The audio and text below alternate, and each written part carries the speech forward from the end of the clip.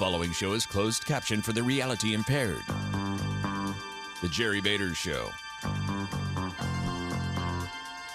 9:06, and let's jump feet first right into our first topic this hour. Without any ado, we haven't had any ado yet, so I can't say further ado. Without any further ado, I can now say, because we've had a little ado. So without any further ado, let's get right into this topic. I mentioned that now with the recall behind us, the state politically is going to start paying attention to what it otherwise would have been paying attention to for months now. And that is an open U.S. Senate seat. That's usually a really big deal. It's still a big deal. It's been a big deal on hold because of the recall. Now a Marquette University poll is out.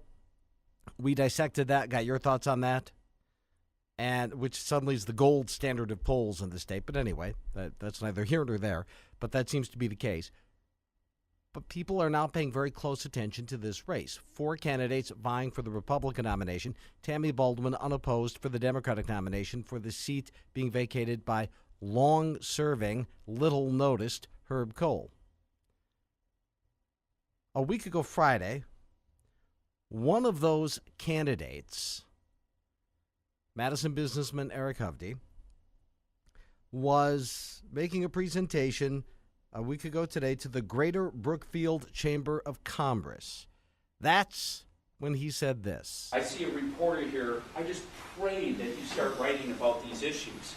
I just pray, stop always writing about, the person couldn't get, their food stamps or this or that.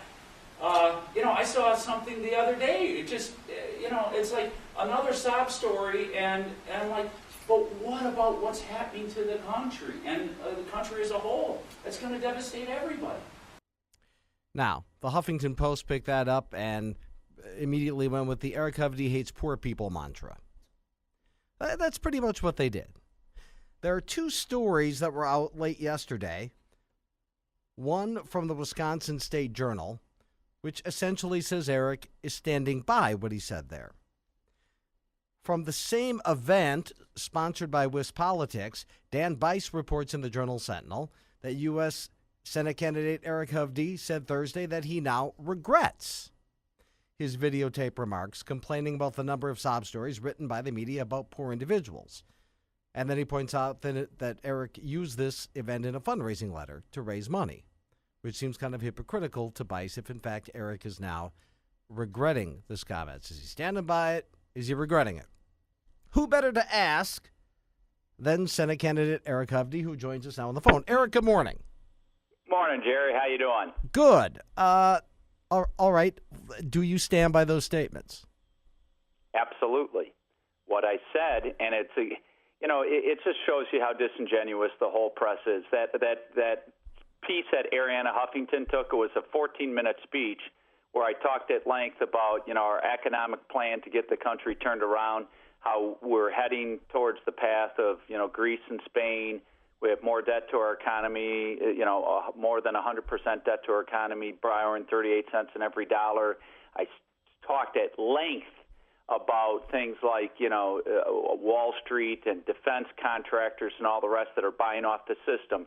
I make one little comment about entitlements, and that's what they do. They snip out that little piece. They didn't even keep the end of, write stories that are talking about devastating, everybody. Yep. It'll devastate everybody if our country collapses. And they take a little piece and then they say, I'm against the poor. And yet, Jerry, I think you know about my background. Yep. I've had a foundation that I created in 1998 that has funded, homeless shelters around the globe. I'm a devout Christian, so I've done things all throughout Africa, South and Latin America. I've sent all my employees every year, or groups of employees every year, around the world or here in this country to do charitable work. I funded more projects in this state and within the United States, homes for the homeless, food pantries. I could go on with the list. And I've also personally done an enormous amount of charitable work. And, I started these homes myself. Now I have somebody that runs it for me. So they take this little comment. And then Dan Bice, when reporters came up, they asked me, do you stand by or whatever? I can't remember all the different questions. And I stand by all the comments. I just said I regret that anybody would interpret the comment that I'm against the poor, because, the Huffington Post, I could care less about them, but, the fact that they can do this and then try to get people to make that interpretation that, really didn't have a chance to read the whole story or see the whole interview, that's the only thing I regret. I don't regret. I think we need to have a healthy discussion about entitlement reform. Heck, our food stamp program is broken. They're being traded and used. You can sell your food stamp, say you lost it, get another one, and the one you sell, you can get cash for it. In a lot of cases, it's being used, to buy drugs, or you've had food stamps issued in places like New York that are being used in places like Disney World or Las Vegas. Eric, not to mention the fact that, and there was debate this week in Congress about trying to rein in spending just a little bit, not to mention the fact in a lot of states, the mean testing includes income only and not assets, and there are people with some pretty formidable assets on food stamps. Oh, you have a lady who won the lottery, Yes. who's won $2 million, who's still using food stamps. It's insanity, Jerry. You would think that the food stamp program would work for those people that are at the income line, the poverty income line or below, but they've moved it up to 130%. So you have cases, go to a grocery store and talk to the person at the checkout line. They'll tell you they'll see people coming in with a food stamp card that are holding an iPhone in their hand or buying food, more expensive food than what they can afford. It's wrong. And even for me just trying to touch on that subject, you get attacked if you're a conservative, and they try to bring you down. And look, I know Tammy Baldwin is very scared about running against me for a variety of different reasons. That's why she's focused more of her time attacking me than the other candidates. But you know what? We have to have these dialogues, and I'm not going to back down because our country is going broke. Europe is collapsing. We have to change course. We have to do it now, and entitlements have to be part of that, and food stamps is a prime example of it. Talking with Senate candidate Eric Hovde. Okay, let's be clear though, as you pointed, and I hate when I have to do this because you sound like you're bragging, but you've given generously. You have a foundation, but further, let's be clear.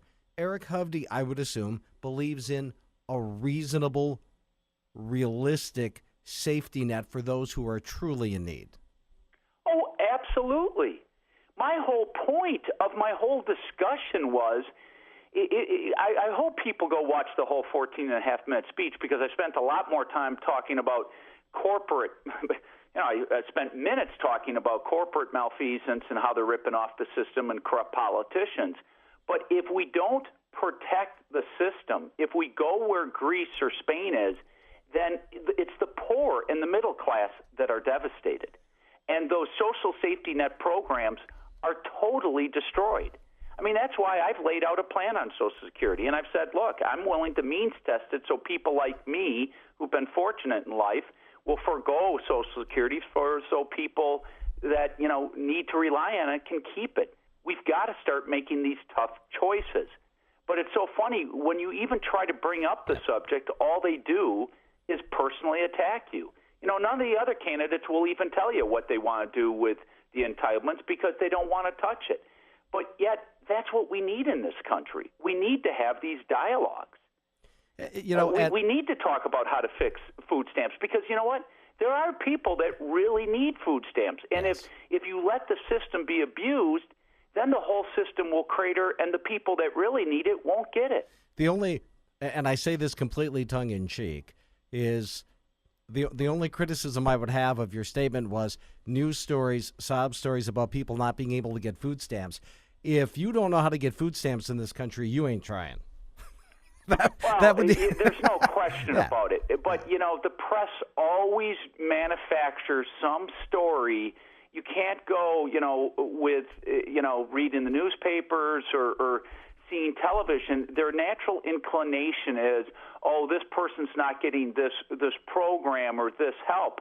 But the reality of it is, between food stamps, unemployment insurance, all these different programs, you can actually live exceptionally well without ever working today off the federal government, and it's not sustainable.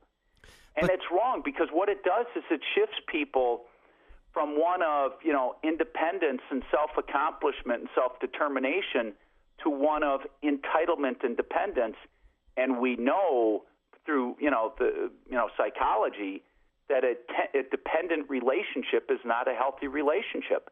Look, your big six. When you look back on your life, Jerry, and I certainly know mine, the things I'm most proud about in my life are the things that I worked hard for, that I sacrificed for, that I made a commitment to, and all the rest. That's what builds self-confidence. That's what builds you up as a person. Just sitting there receiving something from somebody when you put no effort for it, that doesn't make you feel good about yourself. But to wrap this up, and here is your larger point. I think it's a good one. You talked about the entire 14 minutes. Your point, and Ron Johnson rails on this all the time, because of entitlement across the board, because of wanting to sustain something we can't sustain anymore, the country's going off the same rails Europe is, and that almost never gets talked about in the media. Absolutely. I can't understand it, Jerry. It blows my mind. Europe is imploding. We will probably be back in recession. I hope we won't. But if we don't change economic direction, like right now, we will be back in recession very soon. The equity markets got whacked hard again yesterday. And if we don't get a new Senate and a new president that really changes course, look, it's just a matter of 2 or 3 or 4 years before we're Europe, because we have more debt to our economy than even Spain. Only 4 European countries have more debt to their economy than us: Greece, Portugal, Ireland, and I'm forgetting the fourth one. So, and there's just tiny amounts more. Greece is a lot more. The other two are tiny amounts more, and Spain is less than us. So, we are in a very dangerous situation, and we've got to get our economy turned around, and that's why I've been laying out my economic plan on how to do that. And I will end it with this. I will share with you an email from a listener. Please tell Eric, thank you for standing by your statement. Well, I stand fully behind it. But again, no matter what you say, they'll extract that one word and try to misinterpret it. But, it's expected from the mainline press and the liberal media. That's just what they do. They try to take down conservatives and Christians and people that, trying to talk about the things that we need to do right for this country. And I hope Ariana takes you up on your offer of a debate. Oh, I don't think, she makes the hit, and she's running away, and I don't think she's going to meet me anywhere, but I'm going to keep calling her out on it. So, and Al Sharpton, I guess I know I should be feeling good about myself if I'm being attacked by Al Sharpton. Right. I mean, come on. That's exactly right. Eric, listen, thanks a lot for joining us and clarifying. We really appreciate it.